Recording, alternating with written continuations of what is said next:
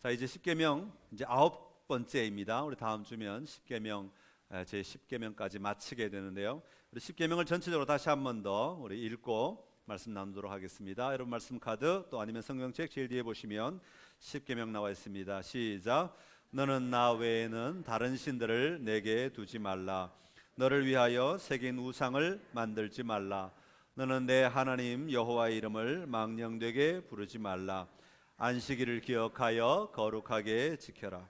내 부모를 공경하라. 살인하지 말라. 간음하지 말라. 도둑질하지 말라. 내 이웃에 대하여 거짓 증거하지 말라. 내 이웃의 집을 탐내지 말라. 아멘. 자, 오늘은 이 10계명 가운데서 제 9번째 계명, 내 이웃에 대하여 거짓 증거하지 말라라는 제목으로 하는 말씀을 가지고 함께 은혜를 나누려고 합니다. 여러분 어릴 때 동화 많이 들으시던 동화 가운데 지금도 여전히 많이 알려져 있는 동화 가운데 피노키오라는 동화를 기억하십니까? 이 피노키오는 1883년 이탈리아 사람인 카를로 클로디라는 사람에 의해서 쓰여진 동화입니다. 굉장히 오래되었죠. 최근 저도 그렇게 오래되지 않은 작품인 줄 알았는데 내용을 보다 보니까 1883년도에 지어진 작품입니다.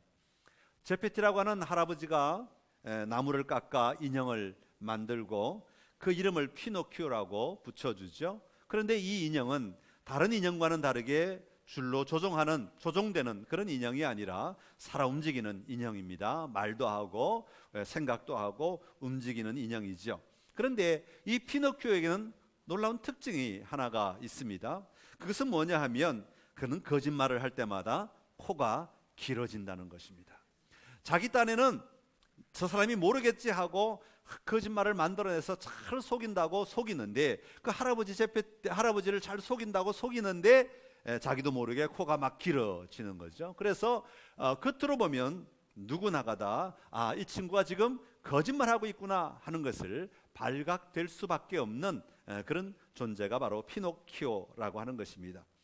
이런 피노키오의 모습을 따서 피노키오라고 하는 연속극이 얼마 전에 방영이 되었었는데 그 연속극 안에 보면 이런 단어가 나옵니다. 피노키오 신드롬, 피노키오 증후군이라고 하는 단어가 나옵니다. 피노키오 증후군이라고 하는 말은 피노키오처럼 거짓말을 하게 될 때 사람의 코가 길어지는 것이 아니라 다른 어떤 증상이 나타나는데 그게 이 연속극에서는 뭘로 나타나느냐면 딸꾹질로 나타납니다. 그래서 거짓말만 하면 딸꾹질을 하게 되는 거죠. 실제로는 그렇지 않다고 합니다. 연속극이니까 만들어서 겉으로 사람들이 보이도록 하기 위해서, 표현하기 위해서 딸꾹질을 사용했을 뿐이지만, 그러나 사실 우리가 거짓말을 하게 되면 자기는 태어난 것 같고 아무렇지도 않은 것 같지만 다른 사람이 가만히 볼 때는 뭔가 이 피노키오 증후군이 한 가지씩은 다 나타난다는 거죠. 아이들이 막 거짓말하는 것 같을 때 아이들 보고 뭐라 그래요? 내 눈 똑바로 쳐다보고 얘기해. 눈을 똑바로 쳐다보란 말이야. 눈빛이 갑자기 흐려지고 눈동자가 막 돌기 시작하고 딴 데를 자꾸 쳐다보기 시작하면 그 말에 진의에 의심을 하게 되죠, 우리는. 자, 이런 것도 바로 이 피노키오 증후군 가운데 하나라고 말할 수 있습니다. 어떤 사람은 얼굴이 빨개지는 사람도 있고, 어떤 사람은 눈빛이 달라지는 사람도 있고, 어떤 사람은 손으로 뭔가 이렇게 괜히 어색해서 뭔가 자기도 모르게 손 동작이 막 빨라지거나 뭔가 드러나는 사람도 있지요. 그래서 착안한 것이 뭐냐 하면 바로 거짓말 탐지기라고 하는 것입니다. 수사를 할 때 거짓말 탐지기를 차고 붙이고 막 해가지고 이제 그 질문을 여러 가지를 막 합니다. 그래서 질문을 하다 보면 이 사람이 억지로 거짓말을 해야 될 경우가 생기면 자기도 모르게 맥박이 막 빨라지고 호흡이 가빠지고 몸에 땀이 나기 시작하고 혈압이 막 달라지기 시작한다는 것이죠. 그래서 정상적인 질문을 할 때와 거짓말을 할 때 이 차이를 발견하고 이 사람은 지금 이 대목에서 거짓말을 하고 있다 하는 것을 발견해내도록 하는 것이 바로 거짓말 탐지기라고 하는 것이죠.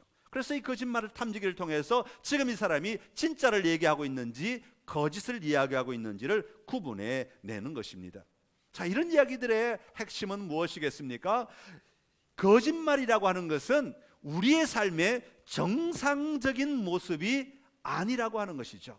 일반적으로 정상적인 모습이라면, 우리의 삶의 당연한 삶의 모습이라면 거짓말을 해도 혈압이 높아지거나 맥박이 빨라지거나 이럴 이유가 하나도 없죠. 그런데 이것은 우리의 일상적인 삶의 자리에서 갑자기 일어나는 비정상적인 모습이기 때문에 이런 현상들이 나타나게 된다는 것이죠. 다시 말하면 우리의 삶의 바른 모습이 아니다, 잘못된 모습이다, 거짓말하는 것은 잘못된 것이다 라고 하는 것을 우리의 온몸이 이미 반응하고 있는 것입니다.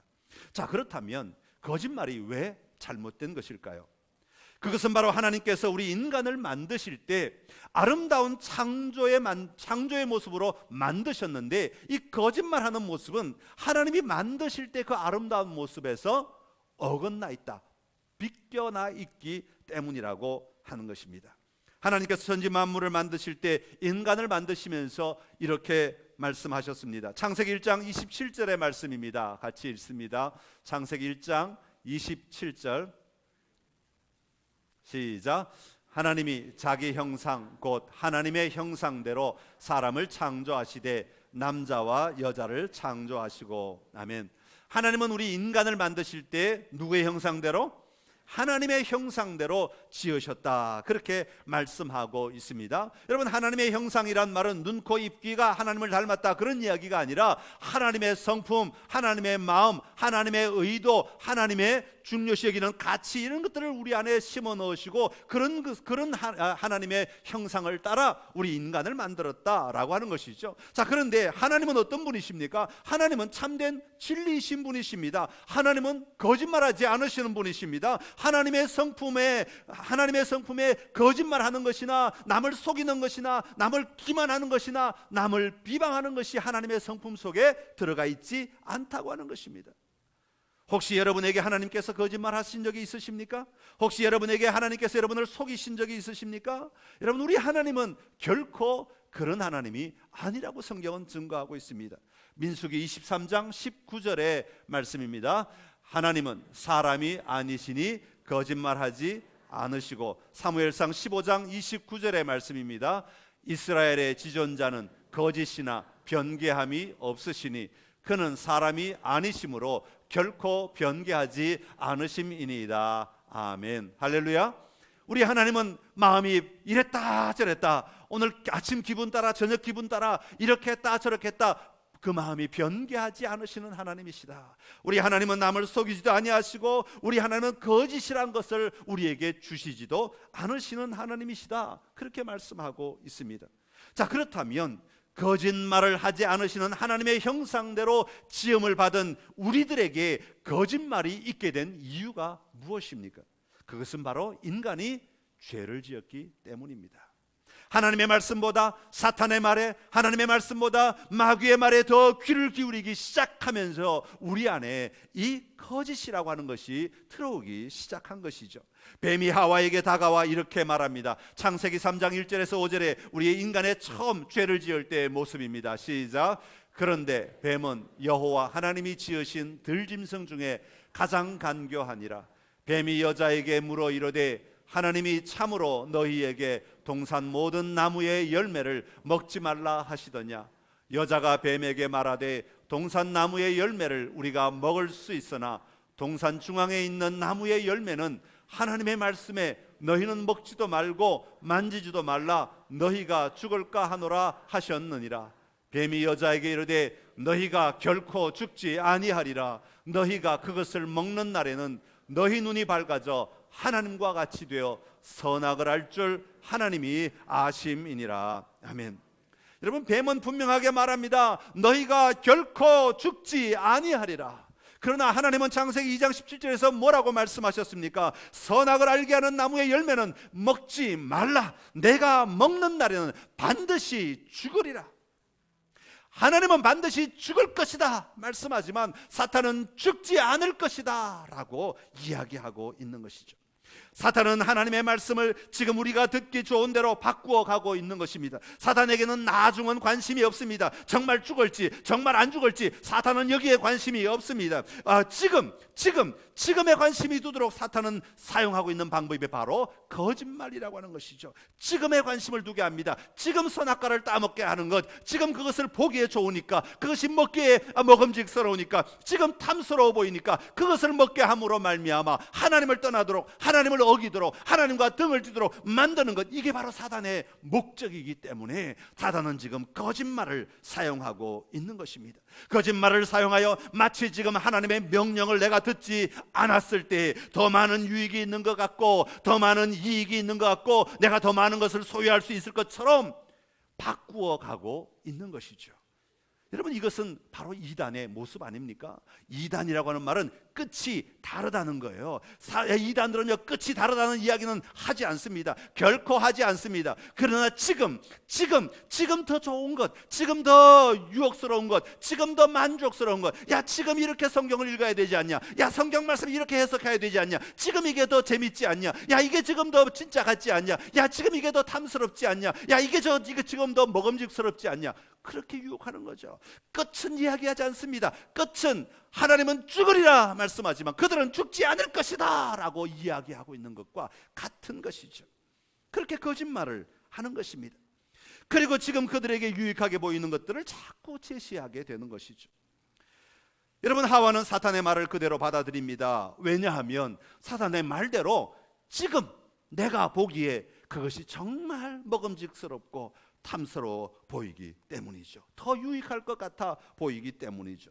나중에 어떻게 되는가는 별로 상관이 없습니다. 지금 내가 손에 잡고 눈에 보이는 대로 살아가는 것이 더 좋은 것 같고, 더 유익한 것 같고, 더 아름다울 것 같기 때문입니다.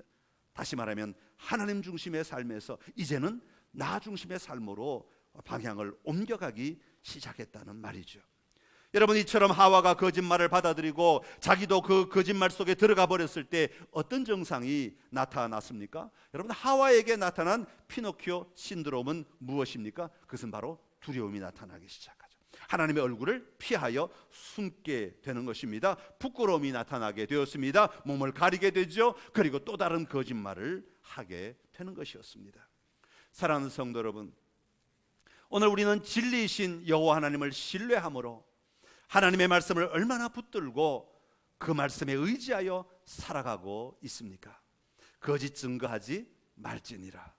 그러나 우리의 마음속에 지금 어떤 생각들이 떠오르고 있습니까? 예, 그 말씀 참 좋습니다. 그건 옳은 말씀입니다. 예, 거짓 증거하지 말아야 하지요. 그러나 지금 이 세상이 그렇게 녹록하지 않습니다. 거짓말하지 않고는 내가 절대로 이 세상에서 돈을 벌 수가 없습니다. 거짓말하지 않고 속이지 않고는 절대로 내가 남들과 동등한 삶을 살아갈 수가 없습니다. 거짓말하지 않고는 절대로 내가 남들보다 높은 지위를 차지할 수가 없습니다. 여러분, 예, 그럴 수 있습니다. 그러나 우리가 기억해야 할 것은 그것이야말로 사단의 음성이란 말입니다. 오늘 내가 높은 자를 차지하고, 오늘 내가 다른 사람들로부터 인정받고, 오늘 내가 다른 사람들의 것을 더 많이 가짐으로 말미암아 부자가 된다 할지라도 그것이 결국이 무엇인지를 우리는 보지 못하고 있는 것이죠. 사단이 여러분을 위하는 척하지만 결국 그것은 여러분을 무너뜨리게 만드는 것입니다. 오늘 다시 한번 예수님을 바라보아야 하겠습니다. 예수님은 우리에게 말씀하십니다. 요한복음 14장 6절의 말씀입니다. 예수께서 이르시되 내가 곧 길이요 진리요 생명이니 나로 말미암지 않고는 아버지께로 올 자가 없느니라. 아멘. 예수님만이 길이요 진리요 생명이다. 예수님만이 진리가 되신다고 말씀하고 있습니다. 내 감정이 아버지께로 가는 것이 아니라, 내 생각이 아버지께로 갈 수 있도록 만들어주는 것이 아니라, 예수 그리스도의 진리만이, 예수 그리스도만이 우리를 아버지께로 갈 수 있게 만들어 주신다고 말씀하고 있습니다. 그리고 더 나아가서 요한복음 8장 32절의 말씀입니다. 진리를 알지니 진리가 너희를 자유롭게 하리라. 아멘. 내가 거짓말하고 내가 남을 속이고 내가 더 많은 것들을 얻고 내가 많은 것들을 더 많이 누리면 내가 자유로울 것 같지만 사실은 그렇지 않다는 것이죠. 예수 그리스도의 진리를 누릴 때만 그 진리가 우리를 진정한 자유로 안내하게 될 것이라고 말씀하고 계신 것입니다. 여러분, 거짓말하는 자에게는 진리가 없습니다.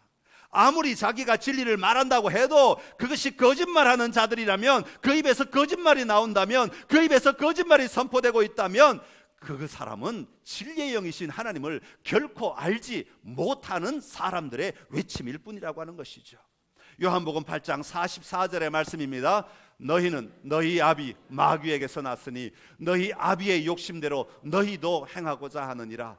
그는 처음부터 살인한 자요 진리가 그 속에 없으므로 진리에 서지 못하고 거짓을 말할 때마다 제 것으로 말하나니 이는 그가 거짓말쟁이요 거짓의 아비가 되었음이라. 아멘. 다시 한번 오늘 이 말씀 앞에서 우리를 살리시고 회복시키시고 자유케 하시기를 원하시는 여호와 하나님의 말씀을 듣고 누리기로, 또 그 하나님만 바라보고 따르기로, 그 하나님의 말씀에 온전히 순종하기로 결단하는 삶이 오늘 우리 안에 충만하게 회복되시기를 간절히 기원합니다. 자, 오늘 내 이웃에 대하여 거짓 증거하지 말라 하는 이 계명을 함께 살펴보고 있는데, 여기서 거짓 증거하지 말아야 하는 대상이 누구인가, 이것을 우리가 먼저 이해하는 것이 오늘 내가 누구를 향하여 어떻게 살아야 할 것인가를 알려주는 좋은 이야기가 될 줄로 압니다. 그래서 먼저 이웃에 대하여 우리는 좀 먼저 생각을 해 보아야 합니다. 내 이웃에 대하여 거짓 증거하지 말지니라. 그래서 우리가 거짓 증거하지 말아야 하는 대상은 우리의 이웃이라고 하는 것이죠. 그런데 여러분, 우리는 어떻습니까? 우리의 이웃은 어떻습니까? 우리는 이웃에 대한 경계가 매우 확실한 사람들이죠. 이웃과 적의 구분에 대해서 아주 천성적으로 민감하게 바로 판단력이 탁 나와서 이 사람이 내 친구인지 내 이웃인지 내 적인지를 우리는 쉽게 구분할 수 있습니다. 여기까지는 내가 조심해서 잘 다뤄야 될 사람이고, 이걸 넘어가면 나하고는 전혀 상관없는 사람이기 때문에 함부로 대해도 되고 아무 관계도 없는 사람이다, 그렇게까지도 우리는 생각합니다. 그래서 이웃을 잘 구분하기 위해서 우리는 모르는 사람을 만나면 먼저 어디 출신이십니까? 이런 것도 묻고, 학교 어디 나왔어요? 이런 것도 묻고, 심지어는 나이가 몇 살이십니까? 이런 것도 묻죠. 이게 다 뭐예요? 지금 이 사람이 내 이웃이 될 것인가 아닌가, 이것을 구분짓게 하기 위해서 우리는 사전 조사하는 거예요. 그래서 미리 조사를 다 끝내고 나면 판단력이 머리에서 계산기가 착착 움직여서 이 사람은 내 이웃이니까 괜찮아, 여기까지는 내가 허용할 수 있어, 이 사람이 말하는 건 내가 다 수용할 수 있어. 그런데 이 사람은 이웃이 아니니까 이 사람이 말하는 건 다 적이야, 조심해야 돼, 경계해야 돼, 싸워야 돼, 이렇게 나갈 수 있단 말이죠. 그래서 우리는 이웃에 대해서 아주 분명한 사람들입니다. 그래서 이 이웃의 경계에 따라서 우리가 어디까지 이 계명이 영향력을 미칠 것인가 하는 것을 판단하게 되죠. 구약에 보면 이 이웃의 개념을 어떻게 보고 있는가 하면, 구약에서는 이 이웃의 개념을 자기의 식탁에서 함께 밥을 먹을 수 있는 사람 정도를 이웃이라고 이야기합니다. 그러니까 오늘 내가 친하게 지내던 사람도 늘 같이 밥을 먹을 수 있으니까 이웃이고, 또 오랜만에 만났다 할지라도 같이 밥상에 초대해서 먹을 수 있는 사람이라면 그 사람은 나의 이웃입니다. 좀 더 확장해서 같은 이스라엘 민족끼리도 이웃이라고 이야기하죠. 그래서 모세가 광야에 나오기 직전에 그 애굽에서 이스라엘 백성 2명이서 막 싸우는 것을 보고 왜 형제들끼리 싸우냐 막 그럴 때 그 사용한 단어가 이웃이라는 단어입니다. 그래서 같은 민족도 외국 사람들과 이방인들과 섞여 있을 때 그 사람은 나의 이웃이 되는 거죠. 그래서 이웃이라고 하는 개념이 이렇게 밥상에 같이 둘러앉아서 밥을 먹을 수 있는 관계, 다시 말하면 내 이해의 한계 안에 들어오는 사람들이 나의 이웃이다, 그렇게 이야기합니다. 이것을 다른 말로 바꾸면 이 구약의 이웃의 개념은 자기가 중심이 되어서 나를 중심으로 해서 이렇게 반경을 만들어가는 것이에요. 그래서 이 안에 들어오기만 하면 나의 이웃이다, 그렇게 이야기합니다. 그런데 신약에 오면 예수님께서는 그 이웃의 개념을 다르게 말씀하십니다. 확장시키신다는 것이죠. 예수님은 언제나 확장시키십니다. 왜냐하면 구약의 개념은 이스라엘이라고 하는 선택된 나라를 중심으로 해서 하나님이 어떻게 이 백성들, 하나님의 사람들을 구원해 가실 것인가 하는 것들을 보여주고 계시는 대목이라면, 이제는 신약 예수님이 오심으로 말미암아 이 이스라엘을 뛰어넘어서 온 세계 인류 가운데서 하나님이 어떻게 이 백성들을 구원하실까를 보여주고 계시기 때문에 예수님의 개념은 자동적으로 확장이 되지 않으면 안 되게 되어 있습니다. 그래서 이 이웃의 개념도 예수님에게 오면 굉장히 확장이 크게 되죠. 누가복음 10장에 보면 한 번은 율법교사가 예수님을 시험하기 위해서 이렇게 질문하는 장면이 나옵니다. 내가 무엇을 하여야 영생을 얻겠습니까? 그럴 때 이제 십계명의 이야기를 쭉 한 다음에 예수님이 하나 더 보태지요. 내 이웃을 사랑하라. 그때 율법교사가 예수님께 묻습니다. 그러면 내 이웃이 누구입니까? 내 이웃이 누구입니까? 자기 중심에서 이웃의 반경을 정해달라고 요청하고 있는 거죠. 구약적 사고방식, 율법학자니까 구약적 사고방식을 가지고 내 이웃이 누구입니까? 나를 중심으로 해서 내 이웃이 누구입니까? 라고 질문합니다. 그때 예수님께서 사용하신 비유가 선한 사마리아인의 비유를 들어서 설명하십니다. 내 이웃이 누군가라고 하는 개념을 완전히 뒤바꿔 버리시는 것입니다. 누가 나의 이웃인가가 아니라 내가 누구의 이웃이 될 수 있는가의 관점으로 예수님은 그 주체를 완전히 바꾸어 놓으시는 거죠. 강도 만난 자 이야기를 마지막에 하시면서 뭐라고 말씀하십니까? 누가 강도 만난 자의 이웃이 되겠느냐? 누가 나의 이웃이 되겠느냐가 아니라 지금 고통을 당하고 있는 누가 저 사람의 이웃이 되겠느냐? 그렇게 묻습니다. 그때 뭐라고 말합니까? 자비를 베푼 자니이다. 예수님이 이렇게 말씀하시죠. 가서 너도 이와 같이 하라. 다시 말하면 가서 너도 이와 같이 너의 이웃이 되어 주어라. 다른 사람의 이웃이 되어 주어라. 그렇게 말씀하고 있는 것이죠. 지금까지는 내가 중심이 된 이웃의 반경을 그리고 살았다면 예수님의 관점에서는 내가 세상의 중심이 아니라 지금 하나님이 보고 계시는 사람, 하나님이 사용하고 계시는 사람, 위급한 상황에 처해 있는 사람, 도움이 필요한 사람, 어려움에 처한 사람과 같이 나의 도움이 필요한 사람이 바로 나의 이웃이 된다고 말하고, 그 사람을 도와주는 것이 바로 이웃이라고 이야기하고 있는 것이죠. 이것은 단순히 이웃의 개념을 확장할 뿐 아니라 우리 그리스도인들이 어떤 삶을 살아야 할 것인가를 함께 보여주고 있는 말씀이기도 한 것입니다. 사랑하는 성도 여러분, 세상 사람들이 말하고 있는 이웃은 자기와 연결된 사람들입니다. 오늘 우리도 혹시 우리와 연결된 사람만 나의 이웃이라고 말하며 제한된 삶을 살아가고 있지는 않으십니까? 당신은 교회 안 나오니까 나와 이웃이 아니야. 당신은 내 말을 안 들으니까 나의 이웃이 아니야 라고 제한하며 살고 있지는 않습니까? 다시 한번 우리의 이웃의 영역을 확장해야 합니다. 주님이 말씀하시는 나의 도움이 필요하며 내가 자비를 베풀어야 하는 사람들이라면 그들을 향하여 내가 진정한 이웃이 되어 주어야 한다는 이 분명한 사실을 기억하고 용기를 내어 그들을 향하여 다가갈 수 있는 은혜가 오늘 우리 모두에게 충만하게 임하시기를 간절히 기원합니다. 자, 그러니까 이 내 이웃에 대하여 거짓 증거하지 말지니라 할 때 이 이웃의 개념이 이제 좀 자리가 잡혀갑니다. 자, 그렇다면 성경에서 말하는 거짓 증거라고 하는 것은 도대체 무엇을 이야기하는가 하는 것을 좀 살펴보겠습니다. 성경에 보면 이 거짓 증거하는 사례들을 여러 개 나오고 있는데 그 사례들을 좀 소개함으로 말미암아 여러분의 이해를 도와드리려고 합니다. 먼저는 재판에서 거짓 증거하지 않는 겁니다. 이게 구약에서는 제일 중요한 개념이었습니다. 구약에는요 과학수사대 이런 게 없었습니다. 그래가지고 지문을 조사를 하고 뭐 또 DNA를 조사하고 뭐 이런 게 없었죠. 구약 시대는 그런 게 있을 수가 없죠. 과학이 발달하지 않았기 때문에 그런 수사를 할 수가 없습니다. 구약에서 재판을 할 때 오직 재판의 판단의 근거로 삼을 수 있는 게 뭐냐 하면 다른 사람의 증언이라고 하는 것입니다. 다른 사람의 말에 의해서 이 사람이 유죄가 될 수도 있고 무죄가 될 수도 있는 거죠.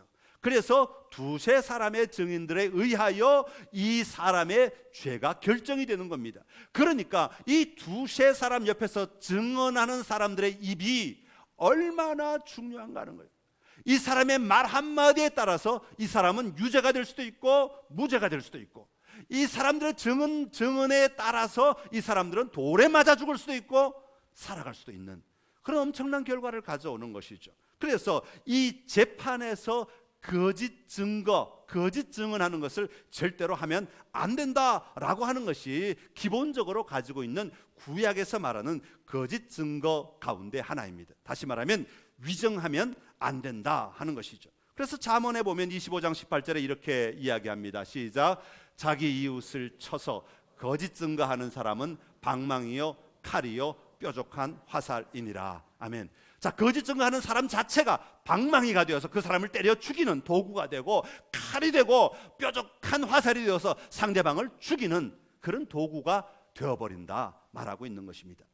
두 번째로 거짓 증거라는 말은 성경에서 어떨 때 사용하고 있냐면 비방하는 데 사용되고 있습니다.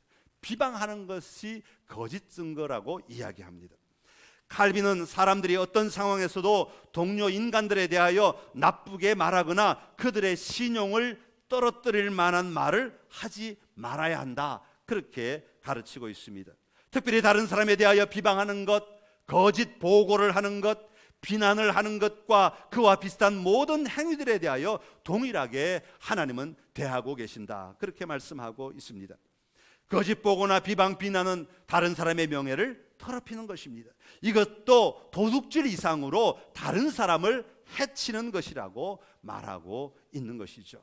레위기 19장 16절의 말씀입니다. 너는 내 백성 중에 돌아다니며 사람을 비방하지 말며 내 이웃의 피를 흘려 이익을 도모하지 말라. 나는 여호와이니라. 아멘. 할렐루야. 자, 여기 보면 사람을 비방하는 것과 피를 흘려 이익을 도모하는 것을 같은 값으로 보고 있는 겁니다. 내가 내 손으로 무기로 다른 사람에게 피를 흘리게 하는 것이나 내가 비방하는 것이나 같은 일들이라 하는 것이죠. 그리고 또 하나 거짓 증거는 말 그대로 거짓말하는 것입니다. 호세아 4장 1절에서 2절 이스라엘 백성들의 거짓말 모습을 지적하고 있습니다. 시작. 이스라엘 자손들아 여호와의 말씀을 들어라. 여호와께서 이 땅 주민과 논쟁하시나니 이 땅에는 진실도 없고 인애도 없고 하나님을 아는 지식도 없고 오직 저주와 속임과 살인과 도둑질과 간음뿐이요 포악하여 피가 피를 뒤이음이라. 아멘. 오직 저주와 속임과 살인과 이 속임이 바로 거짓말입니다. 그래서 이 북이스라엘의 현재의 상황을 하나님은 지적하면서 이 땅에 거짓말이 가득하다, 이 땅에 속임이 가득하다, 그렇게 말씀합니다. 그러면서 그 속임 때문에 어떻게 말씀하고 있는 거니까 이 땅에는 진실도 없고 인애도 없고 하나님을 아는 지식도 없다, 그렇게 평가하시는 것입니다. 속임이 있는 그곳에는 하나님을 아는 지식이 있을 수가 없다는 거죠. 속임이 거짓말이 있는 그곳에는 인애가 없다는 것입니다. 속임이 있는 그곳에는 진실이 없다는 것을 이야기하고 있는 것이죠. 에베소서 4장 25절에 그래서 사도 바울은 이렇게 이야기합니다. 거짓을 버리고 각각 그 이웃과 더불어 참된 것을 말하라. 아멘. 참된 것을 말할 수 있는 용기가 오늘 우리 모두 안에 충만하게 임하시기를 간절히 기원합니다. 자, 그리고 이 거짓 증거를 또 다른 말로 해석을 하면 다른 사람의 말을 왜곡되게 전하는 것도 거짓 증거라고 이야기합니다. 더 나아가서 남의 뒤에서 수근수근거리거나 모함하는 것도 거짓 증거라고 이야기합니다. 여러분, 다른 사람의 뒤에서 수근수근거릴 때는 좋은 얘기를 가지고 그렇지는 않습니다. 항상 뭔가 비판하거나 뭔가 잘못된 이야기를 할 때 우리가 수군거릴 때가 참 많은데 그런 것도 거짓 증거 가운데 성경에서는 포함된다고 말하는 것이죠. 그래서 로마서에 보면 사도 바울이 죄 가운데 살아가는 인간의 모습을 이렇게 소개합니다. 로마서 1장 28절에서 32절의 말씀입니다. 또한 그들이 마음에 하나님 두기를 싫어하며 하나님께서 그들을 그 상실한 마음대로 내버려 두사 합당하지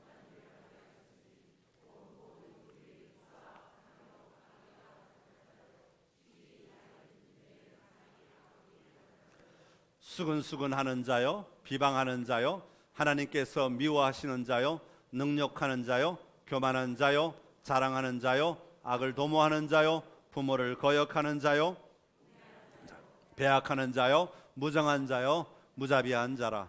그들이 이 같은 일을 행하는 자는 사형에 해당한다고 하나님께서 정하심을 알고도 자기들만 행할 뿐 아니라 또한 그런 일을 행하는 자들을 옳다 하느니라. 아멘. 자, 이런 모든 일들은 하나님이 너무너무 싫어하시는 것이다. 사형에 해당된다는 말은 하나님이 지극히 싫어하시는 것이다 라고 하는 것을 이야기하고 있는 것입니다.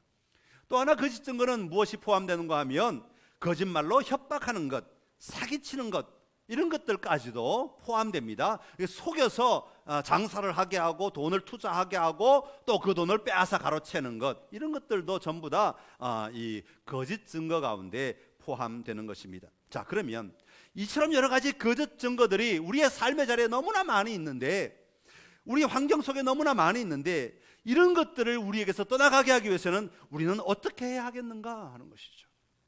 여러분, 거짓말은 어디에서 왔다고요? 죄로 말미암아 시작된 것이죠. 죄의 정상이 바로 거짓말로 바로 이어지게 된 것이죠.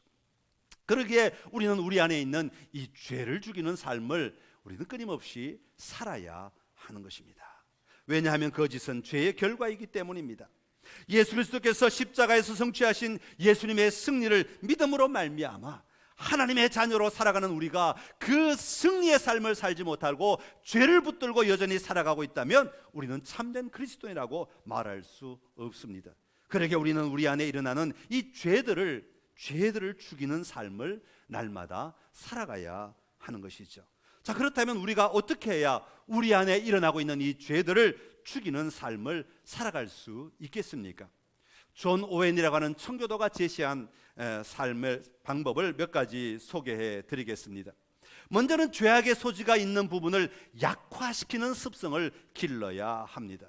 여러분, 우리는 정욕에 많이 이끌림을 받는 사람들입니다. 우리의 욕심에, 인간의 욕심에 우리가 많이 이끌림을 받고 우리가 많이 흔들리는 사람들입니다. 하와의 후손이기, 아담의 후손이기 때문에 먹음직스럽고 보암직스럽고 탐스러워 보이면 우리의 마음에 갈등이 일어나는 사람들이다, 그런 이야기입니다. 그렇기 때문에 우리는 그런 연약한 부분들을 우리가 자꾸 강화해 나가는, 바꾸어 나가는 훈련들을 해야 한다는 것이죠. 야고보서 1장 14절에 보면 오직 각 사람이 시험을 받는 것은 자기 욕심에 끌려 미혹됨이라, 그렇게 말하고 있습니다. 밖에서 다가오는 유혹도 크지만 먼저는 자기 안에 일어나는 욕심 때문에 우리가 유혹을 받는다는 것이죠. 그래서 우리가 먼저 내 안의 삶의 태도들을 점검하고 이것들을 우리가 감당할 수 있어야 한다는 것입니다. 사도 바울은 그래서 이것을 가리켜서 갈라디아서 5장 24절에 보면 육체와 함께 그 정욕과 탐심을 십자가에 못 박았느니라, 그렇게 말씀하고 있습니다. 내 안에 일어나는 정욕이나 내 안에 일어나는 탐심들에 대하여 십자가 앞에 내려놓고 내가 그것들을 더 이상 추구하지 않기 위해 내가 못 박는 삶을 살아가야 한다는 것이죠. 더 나아가 죄와 맞서는 도전의식이 우리에게 있어야 합니다. 여러분, 하나님은 신실하신 하나님이십니다. 오늘 우리가 찬양했듯이 신실하신 그 하나님을 의지하여 신실하신 그 하나님의 도움을 받고 우리가 담대하게 이 죄와 맞서기 위해 우리가 날마다 깨어있는 자들이 되어야 하는 것이죠. 혹시 내 입에서 거짓말이 나오면 내가 거짓말을 했구나 하고 인식하고 내가 다시는 거짓말하기 위해 정신을 차리고 내 입술의 말을 조심하고 내 행동을 조심하고 내 생각을 조심하고 깨어있는 자가 되어야 한다는 것이죠. 깨어있지 않으면 절대로 감당할 수가 없습니다. 정말 정신 안 차리면, 말 한마디 한마디 할 때 정신 안 차리면 우리는 그저 넘어질 수밖에 없는 연약한 자들이라는 것을 언제나 인식하고 살아가야 한다는 것이죠. 그리고 마지막으로 이 모든 것들을 감당하기 위해서는 우리의 행위를 의지해서는 안 됩니다. 내가 이렇게 살았으니까, 내가 교회 왔다 갔으니까, 내가 예배 드렸으니까 되겠지. 아니요, 안 됩니다. 그것으로 되는 것이 아니라 우리의 믿음으로 이루어져야 한다는 것입니다. 로마서 9장에 보면, 로마서 9장 31절 32절에 보면 이스라엘이 무너지게 된 것은, 이스라엘이 하나님의 영원한 유업을 받지 못하게 된 것은 그들이 율법을 따라 행하였고 믿음을 따라 행하지 못하였기 때문이다, 그렇게 말씀하고 있습니다.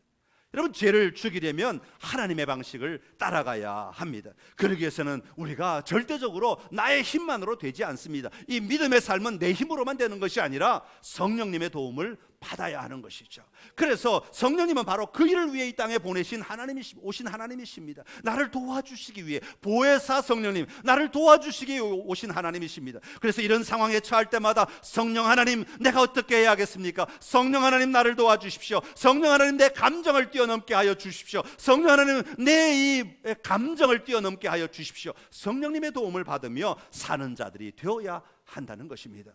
오늘 우리가 그 손을 내밀 때마다 성령 하나님은 도와주십니다. 우리가 거짓 증거하지 않는 삶을 살아가도록 성령 하나님은 우리를 강화시키시고 우리를 온전케 하실 수 있는 분이신 것을 믿으며 살아가시기를 간절히 기원합니다. 끝까지 내 감정에 내 자신을 내맡기지 말고, 감정이 튀어나올 때 다시 한번 내 안에 성령 하나님을 부르고 성령 하나님을 의지하고 그 도움을 입는 삶을 살아가는 믿음의 삶이 있어야 한다는 것이죠. 사랑하는 성도 여러분, 거짓말은 사탄의 상징과도 같은 것입니다. 오늘 우리 안에 다른 사람을 비방하고 거짓말하고 그 사람의 의도를 왜곡시키고 뒤에서 수근수근거리고 모함하고 협박하고 다른 사람을 속여 사기를 치는 것과 같은 거짓 증거가 있다면 다시 한번 그 내면의 죄와 싸우는 도전이 우리 모두에게 있기를 간절히 기원합니다. 특별히 성령을 의지하여 담대하게 나아가 더 이상 사단의 노예로 살아가는 삶이 아니라 성령의 능력으로 믿음으로 다른 사람을 살리고 세워가는 놀라운 복의 근원이 되는 삶을 사는 선창의 모든 가족들이 다 되시기를 간절히 기원합니다. 기도하겠습니다. 참 좋으신 우리 하나님 아버지, 은혜를 감사합니다. 우리를 하나님의 형상을 따라 지으셨는데 아버지, 우리 인간은 아버지 죄의 유혹에 얼마나 연약한지요. 하나님 아버지, 그 눈에 보이는 대로 탐스럽기도 하고 먹음직스럽기도 하고 보함직스럽기도 한 그것에 매여서 영원한 삶을 우리가 잊어버리고 하나님 앞에 서야 할 것을 잊어버리고 영원한 생명을 얻어야 할 것을 잊어버리고 우리의 삶을 어둠 가운데로 내어놓을 때가 참 많이 있습니다. 특별히 우리의 입은 얼마나 연약한지요. 하나님 아버지, 우리의 입술을 주장하여 주옵시고 우리의 마음을 주장하여 주옵소서. 우리의 생각을 주장하여 주시옵소서. 성령의 도움이 없이는 우리는 결코 이 일을 감당할 수 없사오니 성령 하나님 우리와 함께하여 주시어서 믿음에 믿음을 더하여 주시옵시고 하나님을 신뢰함으로 내 안에 도전이 일어나게 하시고 내 안에 진정한 싸움이 일어나게 하여 주시옵시고 내 안에 하나님을 향한 은혜가 있게 하여 주시옵소서.